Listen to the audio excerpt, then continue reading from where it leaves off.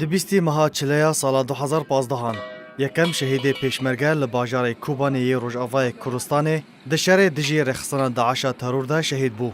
زیروان اکرم یکم شهید دشهر مزنترین و تونترین رخصترین تروری رخصان داعش ترور جان خوا کر قربانیا خاکا کردستانه.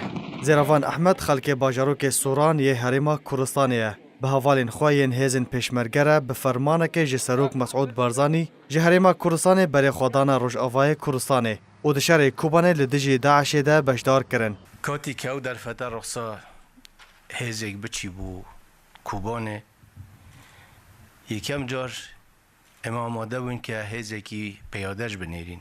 دسیویه که مهادهان سال 2014 سروک مسعود بارزانی به هشمندی و سیاست خواه کاری بود دریا ولات ترکیه را هزین پیشمرگه بشینه روجاوای کردستانه که او پیشمرگه بچکن خواهین سوک و نیف گران و توپین خواه در باسی کوبانه بون و به هاوارا کوبانه و چون.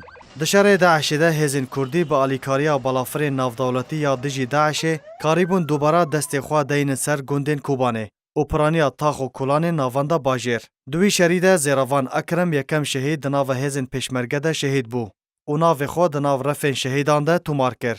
ترم شهید پیشمرگه زیروان اکرم جهریما کوبانه ی روجاوای کردستانه برف حریما کردستانه و هاتا شاندن و الباجارو که خواه لسوران به بجداری کم مزن خلک کردستانه و کسایتین لشکری و سیاسی و نشتیمان پرور و ولات پاریزان به خاک هاتا سپارتن. و هر سال در روژا سالوگرا بیرانینا شهید پیشمرگه زیروان اکرم خلک کردستان وی روژه به سربلندی و سرفرازی کم مزن تینن بیراخواه.